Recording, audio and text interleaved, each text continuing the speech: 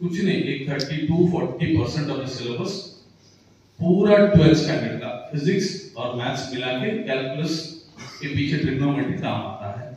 और अगर तुम इंजीनियर बनना है विदाउट ट्रिग्नोमेट्री,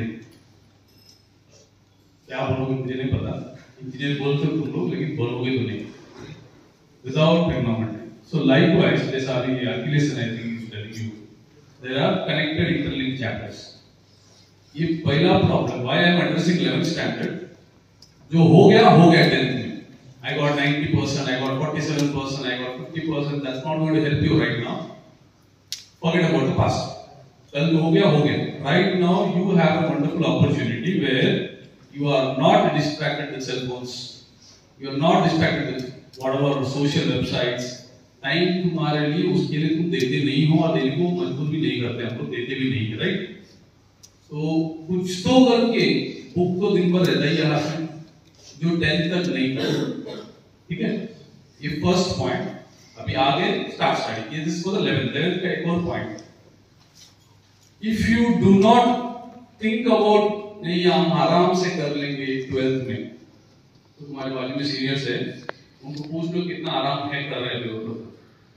कल एक स्टूडेंट आया मेरे पास, सीनियर, मैथ्स को लेकर, सर मैं अभी बहुत प्रैक्टिस कर रहा हूँ लेकिन दिक्कत हो रहा है, एग्जाम में तो तकलीफ बहुत हो रहा है।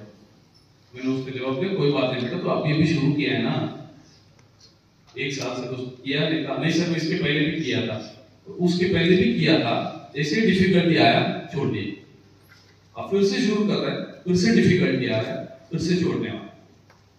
अब इसके लिए मंत्र already we have discussed in the class में मैंने दोनों क्लास है तो seniors I have discussed with you about which subject is your strength करके तुम लोगों को निकाल के दिया है।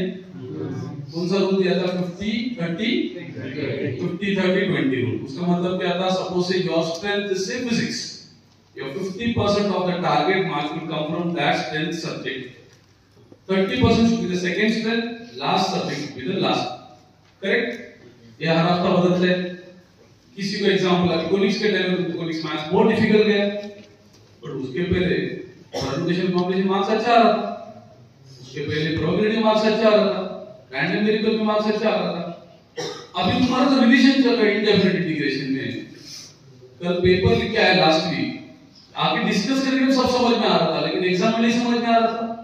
उसके पीछे का रीजन कल का डेप्थ है, जो कल सिखाने के टाइम में तुमको जब मैं फार्मूला पूछा था सब लोग मेरे को ही देख रहे जैसे कि मैं खुद से सिखाने वाला, और उसमें कौन सा फॉर्मूला था? डिफरेंशिएशन का और इंटीग्रेशन का। तुम लोग को दो टीचर सिखाए। When I have went to an accident with the other teacher taught you, two teachers taught you, for S3 different teacher, for S2 different teacher. अब ये रिवीजन फेज में भी तुमको फॉर्मूला नहीं आ रहा है, तो this is not going to help you. ये इसके पीछे का कारण ना, I'll explain in detail। तुम्हारा दिमाग में यही है कि 20 ओवर का गेम है, मैं सीधा 19th ओवर में पूरा रन स्कोर कर दूंगा, पहला 18 ओवर में टाइम पास करूंगा। हम लोग को गुस्सा नहीं आता है क्रिकेट देखने पहला 18 ओवर कोई टुक करते रहेगा तो कैसा लगता है? अरे काय कर तो रहा हो, खेलतो भी नहीं तो, what is he doing, why is he wasting the balls? गुस्सा आता ना हम लोग को, टीचर लोग इसी टाइप का थोड़ा गुस्सा आता है, why are you wasting your time. सीधा तुम बोलो सीधा 19th ओवर में हम खेल लेंगे, पॉसिबल ही नहीं। You cannot score 200 runs in 2 overs. It's not, definitely not possible. Pahila, don't waste the regular intermediate times. Second, nobody here is with that target. So problem ये है, generally मेरे को यही लग रहा है अभी interaction with all of you, किसी के पास टारगेट नहीं है खुद का टारगेट। एक बच्चे लोग को 3-4 बच्चे लोग मेरे पास आए थे पिछले महीना, सर अभी मेरे को सर मिले थे, सर ने बोल दिया मेरे को 200 टारगेट है, मैं कहां से 200 लेके आऊं? तुम लोगों को तकलीफ है, तुम लोग खुद को पता है तुम्हारा टारगेट क्या है। एक बच्चे को मैंने 120 टारगेट दिया था, वो बोलते सर तो मैं तो 200 रखा हूं टारगेट, एक बार में 200 आए नहीं, 200 रखना नहीं है ना, करना भी है ना। Step 1, fix a target, you don't have to go and beat around the bush. मेरा ये टारगेट है, जो जिसके पास रहता है ना उसके पास सब रहता है, किसी को बताने का जरूरत नहीं। हम्बल रहो, तुम्हारा टारगेट तुम्हारे दिमाग में लो, उसके ऊपर वर्क करो विदाउट एनी गैप।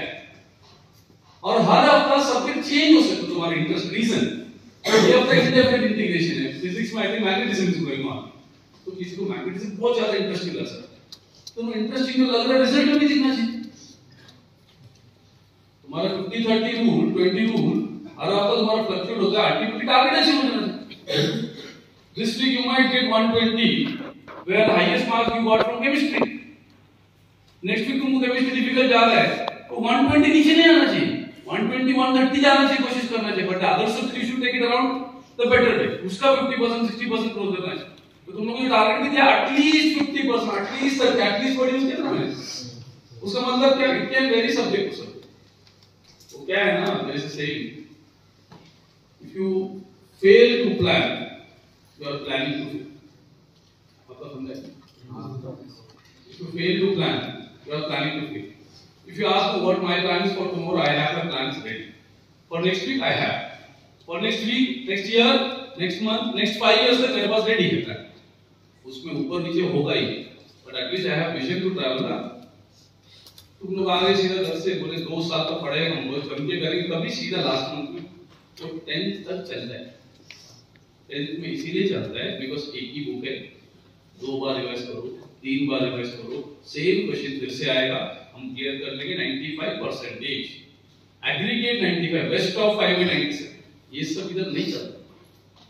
कितने बार जेडब्ल्यू में पीवाईक्यूज रिपीट हुआ है, कितने बार पीवाईक्यू ही करके तो तुम्हारा क्लियर होता, तो बाकी क्यों पढ़ना। The best handbook to trust is objective, which you remember guys, especially S2, जब तुम लोग ऑब्जेक्टिव में 100+ क्वेश्चन सॉल्व किए वीकली, उस हफ्ता तुम्हारा मैथ्स का मार्क्स अच्छा है। Don't you think guys? Any objection, any varied answer from the statement? Objective में जब तुम लोग 100+ क्वेश्चन सॉल्व किए, 100+ क्वेश्चन, उस टाइम तुम्हारा मार्क्स बेटर आया है कि नहीं। ऑब्जेक्टिव नॉट इंटीग्रेटेड, और जब तुम इंटीग्रेटेड में ही फोकस करके गए, तब तक तकलीफ हुआ कि नहीं पेपर अटेम्प्ट करने को। लास्ट पॉइंट, जब तुम लोग पूरा फ्राइडे रिवाइज करते गए मंडे टू थर्सडे का कंसेप्ट, उस टाइम तुम्हारा मार्क्स हमेशा अच्छा है ना। This was statement of Pawan sir also. Last exam LMR करके बोलते, we used to call when I was studying, LMR करके कंसेप्ट था, लास्ट मिनट रिवीजन। मेरे को गुस्सा था उस बात से, मैं तो 2 दिन एग्जाम के 2 दिन पहले मैं कहता, तुम लोग थोड़ा उल्टा हो, तुम लोग एग्जाम के 2 दिन पहले पढ़ते हो, उसके पहले पूरा पढ़ते, हम लोग उसके पहले पूरा पढ़ते थे, 2 दिन हम लोग मतलब थे, हम लोग एक 5-6 लोग ऐसे कुछ भी करने का, लेकिन रात को बैठ के पढ़ने। अगर तुम्हारा स्टेप बाय स्टेप परफॉर्मेंस बढ़ नहीं रहे, तो एटलीस्ट घर वालों को मत, मम्मी मी किती अभ्यास करते लो माहिती का, ले त्रास है, थोड़ा एग्जाम मतलब फंबल हो जाता, मैं इतना अटेम्प्ट किया, उसके लिए भी लेक्चर लिया है मैंने, उसके लिए भी परसेंटेज बेस्ड कैलकुलेशन दिया है मैथ्स का, उनको कंटीन्यूअस डिस्क्रीट रैंडम वेरिएबल का एग्जाम लेना पड़ेगा उनको। मैं तुमको ये भी बोला है, percentage of negative mark is going to impact your positive. जो बच्चा एग्जाम में जाके वॉक इन करेगा कि सर मैं गया एग्जाम में, सर ने 15 क्वेश्चन अटेम्प्ट किए, 15 का 15 सर राइट, ठीक है, मैंने 40 क्वेश्चन अटेम्प्ट किए, ठीक है ना, और मेरा 20 रॉन्ग है, 20 राइट, किसका मार्क्स ज्यादा है, खत्म हो गया। This is simple straightforward है, ये नेगेटिव होने वाला है। Why you are in a better place, that I will explain, this is what I need for one. तुम लोग अभी जूनियर्स आउटिंग जाके आए ना, अभी घर पे आउटिंग होम सिक जाके आए ना, You might have met your friends who are already from college और जिनके कॉलेज का एडमिशन चालू है, उन लोगों ने कितना सिलेबस कवर किया, तुम लोग ने कितना पढ़ाई शुरू किया, तुमको पता है, डिफरेंस मालूम है, पॉजिटिव डिफरेंस है, नेगेटिव डिफरेंस है। अब let's talk about 12th standard. 12th में सिलेबस खत्म हो गया, तुम्हारे दोस्त जो तुम्हारे गांव में है, कितना लोगों का सिलेबस खत्म हो गया, कहां खत्म हो गया, 11th का खत्म हो गया, 12th तो दुनिया में किसी का नहीं हुआ है बच्चों लोग, अभी वो तो खत्म हो गया है हमारी तरफ से। अब तुम्हारा फॉर्चुनेट थिंग ये है, तुम्हारा रिवीजन चालू होगा। अनफॉर्चुनेट थिंग ये है, जिन लोगों ने अभी तक पढ़ाई शुरू नहीं किया, उनको पढ़ना भी पड़ेगा, रिवाइज भी। So the best thing now to discuss is chapter allocation and weightage तुमको ऑलरेडी डिस्कस किया मैंने. एग्जांपल से maths I have not discuss with S1 guys. S2 S3 को डिस्कस किया मैंने. So now you know your strengths. Based on that, I have a target. Try to focus and get it done. तुम बोलोगे ना मैं सीधा last के दिन ही पढ़ाई करूंगा. रिजल्ट्स अभी हम बता सकते क्या है. सबका इंटरेस्ट फिजिक्स में ही है ऐसा नहीं है. सबका इंटरेस्ट मैथ्स में ही है ऐसा नहीं है. सबका इंटरेस्ट केमिस्ट्री में है ऐसा भी नहीं. जो तुम्हारा कोर स्ट्रेंथ है उसको आइडेंटिफाई करो. उसके अंदर कोर चैप्टर्स कौन सा है वो आइडेंटिफाई करो. And if that matches with the weightage, highest weightage में यू आर बेस्ट. मार्क्स तो आना ही. अपना ऑब्जेक्टिव अच्छी तरह क्लियर करो. Forget about everything else. अपना ऑब्जेक्टिव. अभी तुम्हें कितना तकलीफ होता है देख रहे हो तुम लोग. आज का पेपर देखा तुम लोग ने. कल जो क्लास में सिखा था 4 क्वेश्चन स्ट्रेट क्वेश्चन था. 4 स्ट्रेट क्वेश्चन था. ऑब्जेक्टिव का क्वेश्चन था स्ट्रेट और नंबर चेंज करके 4 क्वेश्चन था. फर्स्ट पेज में 3 question. cos raise to n वाला क्वेश्चन है ना, फॉर्मेट टाइप का 2 क्वेश्चन डायरेक्ट है उसमें. ऑब्जेक्टिव में से ही आया. अब इसमें कौन सा रॉकेट साइंस करने का.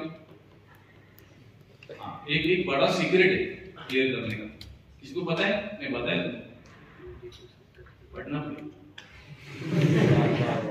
तुम लोग के पास कुछ ज्यादा कुछ चढ़ी है तुमको लग रहा है. लास्ट में घुमा दूंगा मैं. कुछ नहीं होगा. No Alex is going to come and help you guys. No Jason is going to help you. No Vinod is going to help you. No Johnson is going to help you. You have to put your interest. We will guide you. That's why we are called as teachers, right? वो तो तुम लोग सब तरीके से सवाल पूछते ही हो. ऐसे टीचर लोग तो पूछते ही तुम लोग. ऐसे कौन सा जॉब छोड़ते तुम. You have all the liberty with constrained obstacles के साथ. तो इतना लिबरलाइज हो ना, तो हम लोग कभी सोच भी नहीं सकते थे. किसी को पूछो इसमें से कोई भी टीचर. अरे हमारा पूरा जिंदगी का जितना पढ़ाई में खर्चा हो ना उससे ज्यादा तुम्हारे 2 साल में है. अब इससे और करने क्या बोलूं. सर आपने कितना खर्चा किया. खर्चे करेंगे 5 नहीं मिला ही नहीं हमको. मिला ही नहीं. मैं पढ़ता बहुत पढ़ा मैं. इतना खर्चा कभी नहीं किया. सी तुम लोग को भी सिंपल बात है. 3 अभी एक बच्चा है लास्ट ईयर का just I came to Delhi yesterday. उसको बिहार पटना में Birla institute of technology Patna में एडमिशन मिला उसको. Computer science engineering CSE. वो बच्चा बोला मुझे जाना नहीं. तो क्यों क्या हो गया. उसने सर 36 लाख फीस 4 साल का मिला. तो क्या प्रॉब्लम क्या है. 36 लाख कौन भरेगा. तो इधर में एडमिशन होएगा सर मैं बताऊं. मतलब समझ लो क्या 36 लाख 4 साल. 2 कारण है. एक तो घर पे फोन करके बोलो पैसा जमा करो, नहीं तो तुम्हारा मार्क्स जमा करो. दोनों में एक सपोर्ट आएगा. लेकिन पैसा जमा करोगे ये फर्स्ट ईयर के बाद ड्रॉप आउट हो जाओगे. नॉलेज तो नहीं देगा. फर्स्ट ईयर में एडमिशन हो जाएगा. Second year, third year, fourth year, final year, फिर जिंदगी भर ये घर पे रहो. ड्रॉप आउट है तो मत करो. Your knowledge can take you anywhere. तुम्हारे सामने कोई बात करो डेयरिंग ही नहीं करे. When you have the knowledge, कोई सोच भी नहीं सकता है. वो पहले सोचेगा सर इसको तो कुछ पता रहेगा. Why?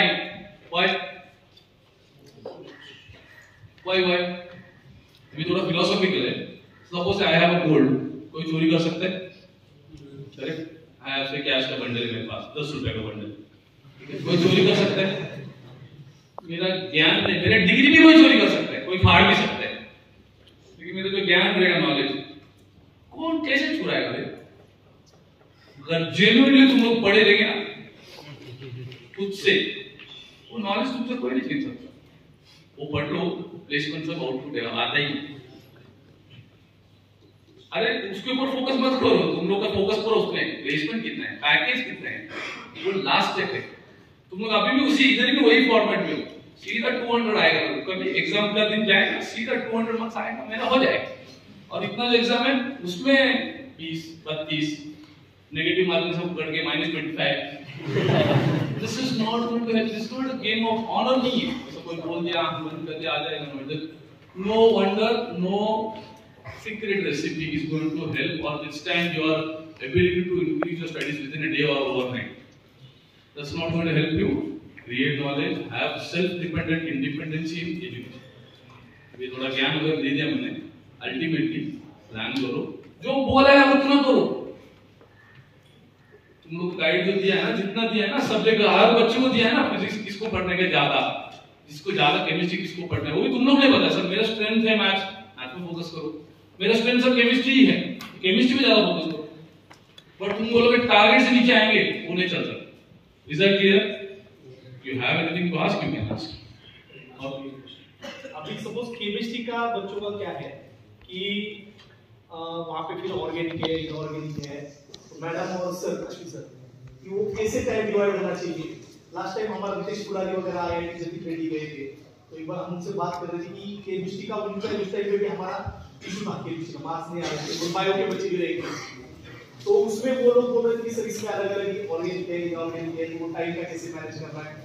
फिर बाद में जब उनका रिजल्ट आया IIT का, तो उनसे हमने बात किया, तो वहां पे उस बच्चों ने बोला सर डेली, आप बच्चों को भी बताओ बोले कि डेली केमिस्ट्री का जो है 3 घंटा कंपलसरी देना ही पड़ेगा। अगर आप केमिस्ट्री में मार्क्स चाहते हो तो दिन का जो भी आपका स्टडी का रहेगा उसमें 3 घंटा केमिस्ट्री का सेल्फ स्टडी आपको करना पड़ेगा। उसके लिए आवाज, उसके लिए वो बच्चे क्या करते थे, सुबह जल्दी उठ के, अखिलेश सर को भी पता है, सुबह हमारा 1 से 1.5 घंटे का सिर्फ फॉर्मूला का चलता था।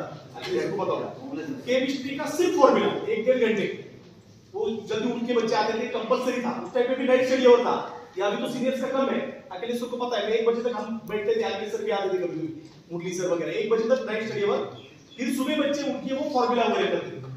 तो केमिस्ट्री का जो भी है, वो बायो के बच्चे हो या फिर ये हो, तो ये डिवाइडेशन कैसे होना चाहिए, उसके लिए प्लान क्या होना चाहिए। और केमिस्ट्री में ये 2 सब्जेक्ट को टाइम देके वो 3 घंटे वाला कैसे मैनेज करना चाहिए, उसके लिए बच्चों ने क्या प्लान करना चाहिए, और केमिस्ट्री में कैसे इंप्रूव होना चाहिए, दोनों भी मैडम। सब लोग सुन रहे हैं?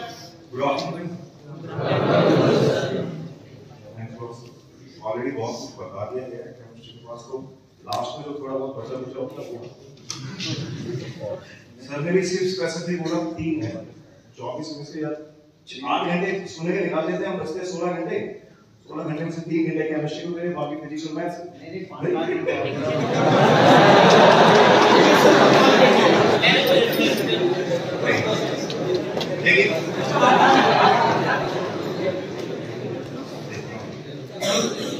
बात है मैथमेटिक्स की और बात है फिजिक्स की, तो फिजिक्स और मैथमेटिक्स अपने आप में एक पूरा सब्जेक्ट, आप पीछे वाले बच्चे मैथ्स अलग पूरा सब्जेक्ट, फिजिक्स अलग पूरा सब्जेक्ट, केमिस्ट्री 3 सब्जेक्ट है ना, इनऑर्गेनिक, ऑर्गेनिक, फिजिकल।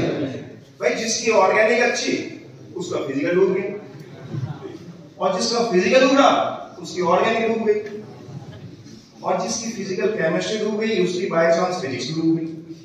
ऐसा होता है, ऐसा होता है। और जैसे तैसे करके मेहनत करके मैथमेटिक्स में स्कोर किया, ठीक है, तो वो टाइम सारा ऑर्गेनिक का कट कर दिया। ऐसा हुआ है ना, ऐसा। तो भाई केमिस्ट्री को ना एक बार उठाओ और आराम से अपने बेसिक्स और अपने स्ट्रॉन्ग पॉइंट्स आइडेंटिफाई करो। ये एक बहुत बेसिक सा फिनोमेना है कि जिसकी फिजिकल केमिस्ट्री अच्छी है उसकी ऑर्गेनिक वीक होगी, ये बेसिक फिनोमेना, ठीक है। बट इसके लिए तुम्हें करना क्या है, फॉर एग्जांपल तुम्हारी फिजिकल केमिस्ट्री अगर अच्छी है तो उस फिजिकल केमिस्ट्री को एकदम स्ट्रॉन्ग करना।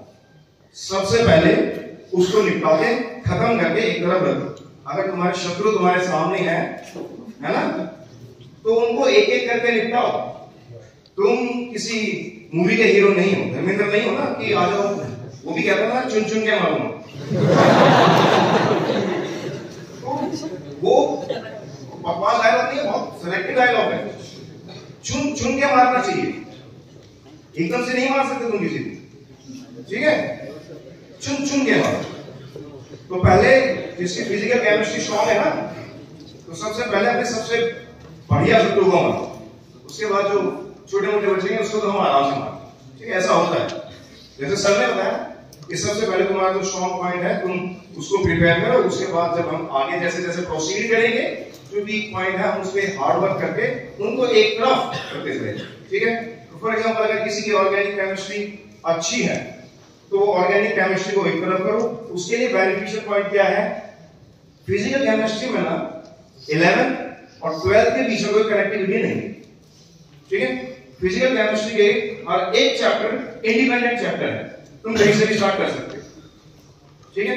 फिजिकल केमिस्ट्री का चाहे तुम इलेक्ट्रोकेमिस्ट्री उठाओ, थर्मोडायनामिक्स उठाओ, केमिकल काइनेटिक्स उठाओ, तुम कुछ भी उठाओ, और एक चैप्टर अपने आप में इंडिविजुअल है, उसको बेसिक पीछे का नहीं चाहिए। प्रॉब्लम कहां पे आती है? अगर तुम्हारी फिजिकल केमिस्ट्री स्ट्रांग है और तुम्हारी ऑर्गेनिक केमिस्ट्री वीक है, तो यार तुम्हें पीछे जाना ही पड़ेगा। तुम्हें जनरल ऑर्गेनिक केमिस्ट्री पढ़नी ही पड़ेगी। तो जनरल ऑर्गेनिक केमिस्ट्री 11th में होती है।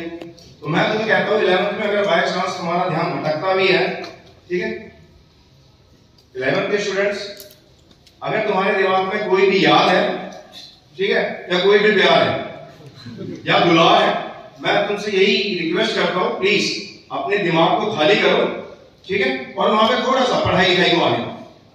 जितना मैंने इनको पूछा है, देखा है, जाना है, समझा है, वो अभी भी याद में कोई, ठीक है।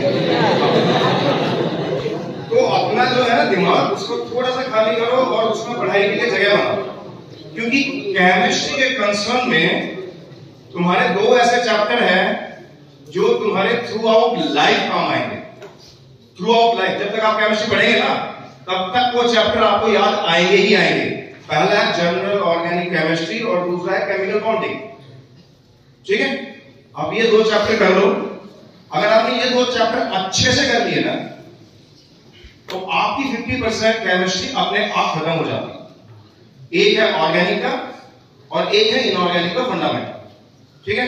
फिजिकल के बारे में मैंने आपको ये बताया, फिजिकल का हर एक चैप्टर अपने आप में इंडिविजुअल है, तो फिजिकल का आप कहीं से भी स्टार्ट कर सकते हैं, ठीक है। बट ये सब कहानी को ना एक प्रारूप देने के लिए, इस कहानी को एग्जीक्यूट करने के लिए 4 चीजें बहुत जरूरी है। सबसे पहले dedication, honestly dedication, honestly dedication होते हुए प्रैक्टिस करना, और इस प्रैक्टिस में कंसिस्टेंसी मेंटेन करना, ठीक है। ये 4 पिलर है और यही 4 कंधे हैं। ये 4 पिलर है, अगर तुम इन 4 को स्ट्रॉन्ग कर लोगे तो तुम्हारी बिल्डिंग अच्छी हो जाएगी, और अगर तुम इन 4 को स्ट्रॉन्ग नहीं करोगे तो इन्हीं कंधों पे तुम्हारी शिक्षा चली जाएगी, ठीक है। ये 4 पिलर अगर तुम ढंग से मेंटेन करोगे तो तुम्हें सक्सेस मिल जाएगी। ये है बेसिक फंडामेंटल नैतिक शिक्षा के बारे में बोला, ठीक है। अब हम आते हैं सब्जेक्ट, ठीक है। सब्जेक्ट वाइज में मैंने बताया, अगर आप क्वेश्चन पेपर आपके सामने आता है तो सबसे पहले आपको इनऑर्गेनिक खत्म करना चाहिए। क्यों? क्योंकि inorganic more over like biology, तो आता है या नहीं आता, ठीक है। आप उसमें कुछ नहीं कर सकते। इनऑर्गेनिक में कोई कैलकुलेशन नहीं है, ठीक है। इनऑर्गेनिक में फंडामेंटल्स है। अगर आपको आता है, आपको पता है कि ये क्यों होगा, तो आप बता पाएंगे, अदरवाइज आप उसी 10 क्वेश्चन को लेकर 1 घंटे तक बैठे रहे, आपसे कुछ नहीं होगा, ठीक है। आप इन दी एंड क्या करेंगे? आप तुक्के लगाएंगे, सब में ए 3 क्वेश्चन ठीक हो सकते हैं और 7 गलत, ठीक है, कुछ फायदा नहीं होगा, ठीक। सर ने पूछा टाइम डिवोट कैसे करें, तो भाई सबसे ज्यादा टाइम कंज्यूमिंग अगर मैं देखूं तो ऑर्गेनिक केमिस्ट्री है, जो हम प्रैक्टिस करते हैं, ठीक। टाइम कंज्यूमिंग सबसे ज्यादा प्रैक्टिस जो मांगती है वो फिजिकल केमिस्ट्री है, ठीक। और सबसे ज्यादा याददाश्त जो मांगती है वो इनऑर्गेनिक केमिस्ट्री। तो जैसे जैसे तुम्हारी कैपेबिलिटी है, वैसे वैसे अपनी क्षमता के अनुसार अपने चैप्टर्स, अपने टाइम को डिवाइड करें, ठीक है। पर 3 घंटे से काम नहीं चलेगा, 3 घंटे से काम नहीं चलेगा, ठीक है।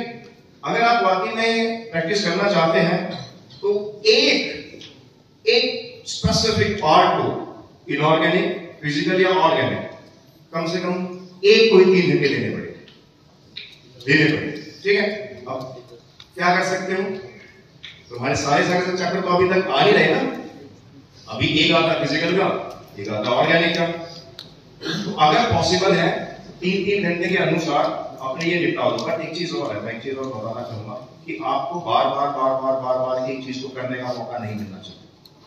नहीं आपको ये उम्मीद करनी चाहिए कि ये मैं पढ़ के इस तरफ सरका देता हूं, दोबारा पढ़ूंगा, नहीं। अगर आप ऐसा करेंगे तो आपकी पढ़ाई का कोई महत्व नहीं रहेगा।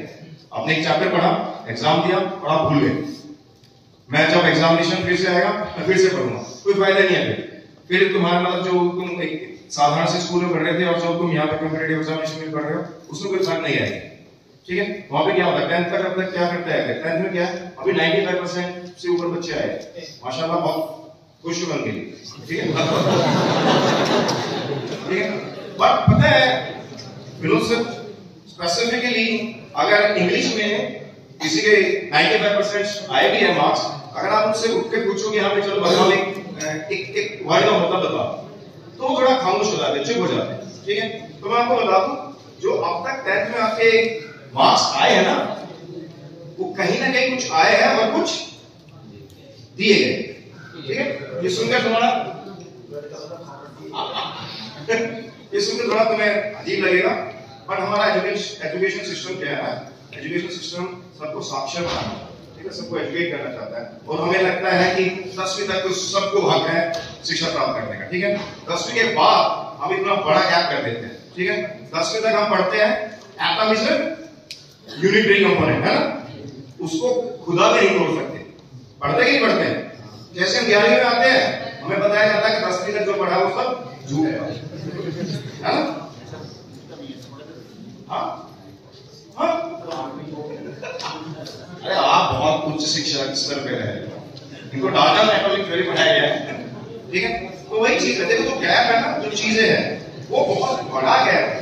तो तुम्हें ये समझना पड़ेगा कि जो 95, 90, 85, 86 या जो भी एक्सवाइज जो स्कोर करके आएगा 10th में आप, ठीक है। एक बच्चा हमें बोला कि मेरे पेरेंट्स को मेरे 71 मार्क्स आए केमिस्ट्री में, तो ये बात उनको खराब लगी।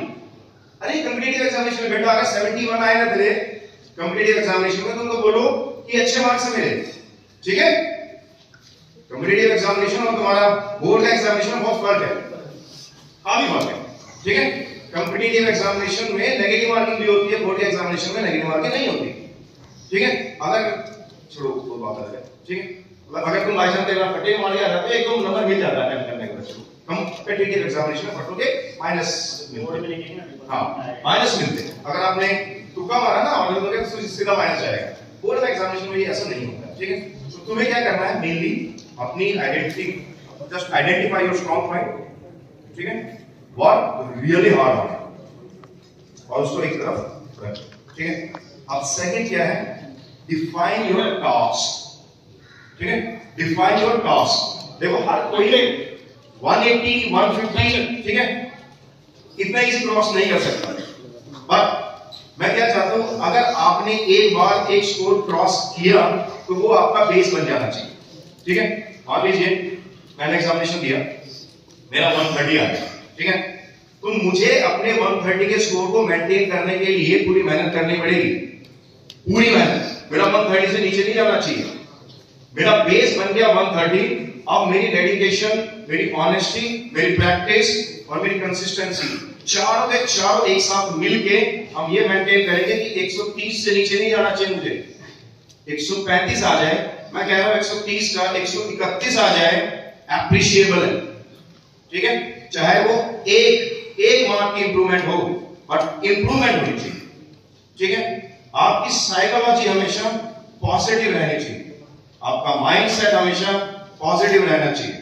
आपके माइंडसेट को हमेशा ये लगना चाहिए कि पिछले एग्जामिनेशन में जो आए थे उससे ज्यादा इस बार मैंने स्कोर किए हैं, तो मैं इससे आगे और स्कोर करूं।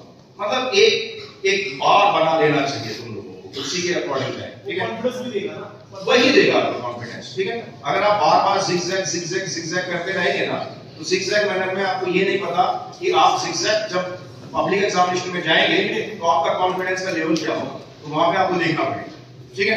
तो try to maintain your consistency, एक लेवल बनाओ, उससे आगे जाने की कोशिश करो, उससे नीचे जाने की कोशिश नहीं। जैसे जैसन सर ने बताया, ठीक है, कभी कभी केमिस्ट्री टॉप पढ़ती है, कभी मैथमेटिक्स टॉप पढ़ता है, कभी फिजिक्स टॉप पढ़ती है, तो आप ये आइडेंटिफाई कर सकते हैं, ठीक है। You are the best person जिनको ये पता है कि उनका क्या स्ट्रॉन्ग पॉइंट है और उनका क्या वीक पॉइंट है, तो आपसे बेहतर ये कोई डिसाइड नहीं कर सकता, ठीक है। हम भी नहीं कह सकते। फॉर एग्जांपल अगर मैं ये कहूं यार क्या बात कर रहे हो तुम, सॉल्यूशंस तो बहुत इजी चैप्टर है, ठीक है भाई, इजी चैप्टर है। वो इजी चैप्टर इसलिए है क्योंकि मैंने अपने दिमाग में उतारा है उसको, ठीक है। सामने वाले के लिए सॉल्यूशन ना होके केमिकल काइनेटिक्स इजी हो सकता है, बट याद रखो चैप्टर दोनों वाले एग्जामिनेशन में, समझ रहे हो ना, चैप्टर दोनों वाले 30 क्वेश्चंस, 25 क्वेश्चंस आएंगे हमारे पास, ठीक है। 25 क्वेश्चंस में से organic will be the major portion, then physical chemistry, तो लास्ट में इनऑर्गेनिक सबके नॉर्मल याद करने का, ठीक है। काम सिर्फ ऑर्गेनिक और फिजिकल में करता है। अगर बाय चांस आपकी फिजिकल स्ट्रॉन्ग है तो उस पर काम करो, आपकी ऑर्गेनिक स्ट्रॉन्ग है तो उस पर काम करो। बट काम करने का मतलब यह है कि अगर 10 क्वेश्चन फिजिकल केमिस्ट्री से आ रहे हैं तो आप 10 क्वेश्चन करेक्ट अटेम्प्ट करोगे। तो 10 क्वेश्चन तो ये हो गए ना, ठीक। फिजिकल केमिस्ट्री आपकी वीक है, वीक को मैं 30% मान सकता हूँ, तो 3 क्वेश्चन उससे हो गए, कितने हो गए 13 क्वेश्चन, ठीक है।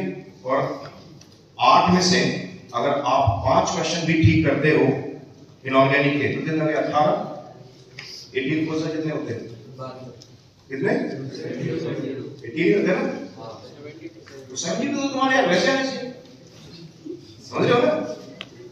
और जब मैं क्वेश्चन पेपर डिस्कस करता हूं तो मैं तुम्हें बताता भी हूं कि कौन सा क्वेश्चन कहां से आया है ना, स्पेशली पीसीबी के लिए, ठीक है।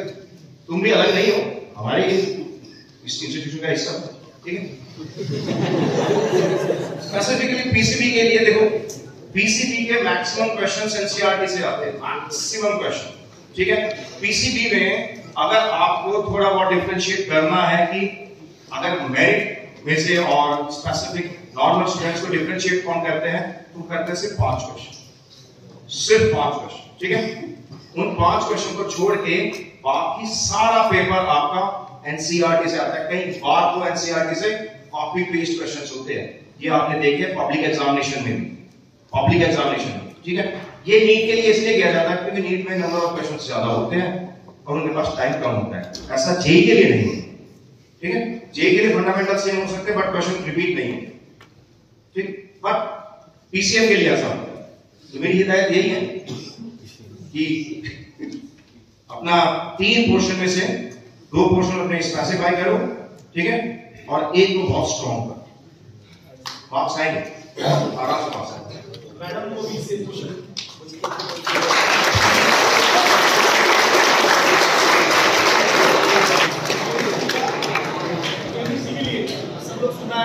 लास्ट बच्चे केमिस्ट्री के लिए कि वो बच्चों का प्लानिंग क्या होना चाहिए, मार्क्स इंप्रूवमेंट। हाँ सब लोग सुनना है लास्ट। Good afternoon. शुरू में हम लोग थोड़ा 11th के स्टूडेंट्स के लिए बोलेंगे। अभी जो हम लोग देखते हैं ना, तो फर्स्ट जो लेक्चर होता है 8 बजे का, वो लेक्चर में भी बच्चों को नींद आती है और 2-5 मिनट के बाद बोलते हुए मैडम मुंह धो क्या हो गया, अरे मेरे को नहा के नहीं आया क्या, यहाँ पे आके देखो फर्स्ट लेक्चर में नींद आती। मतलब जो बोर्ड के ऊपर हम लोग सिखाते हैं 100% कॉन्सेंट्रेशन वहाँ पे होना चाहिए। जैसे हम लोग बोलते कि जो सक्सेस आगे जूनियर्स आपके लिए चल रहा है, पीछे जूनियर्स हटा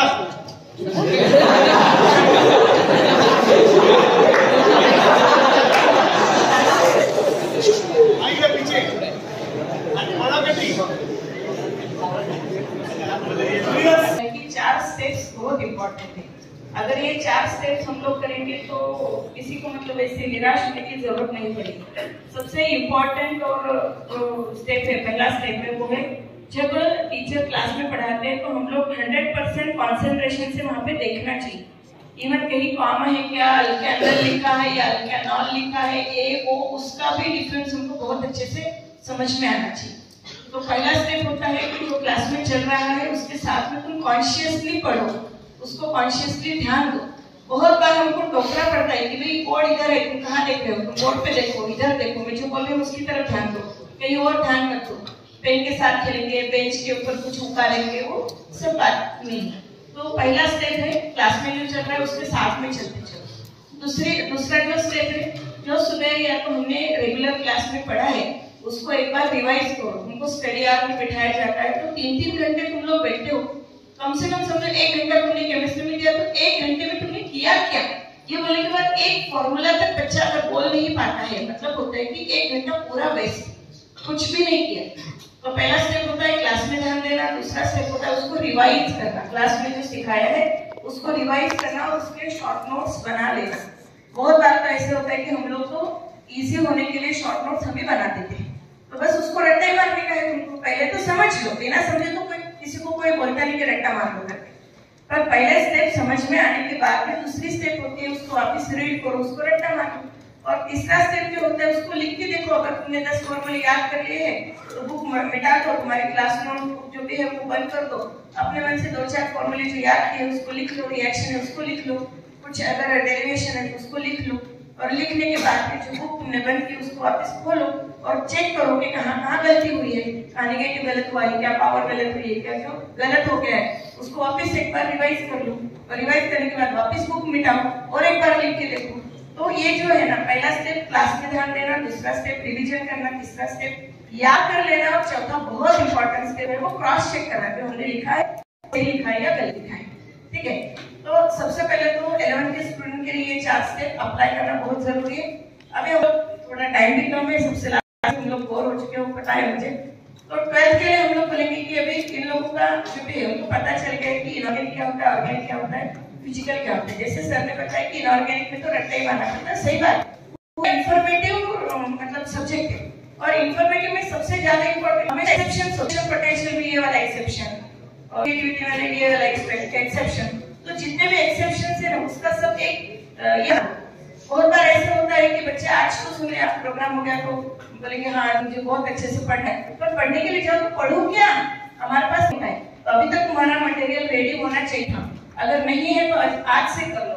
इनऑर्गेनिक के लिए जितने भी एक्सेप्शन है सब एक साथ निकाल दो। अगर लगता है कि भाई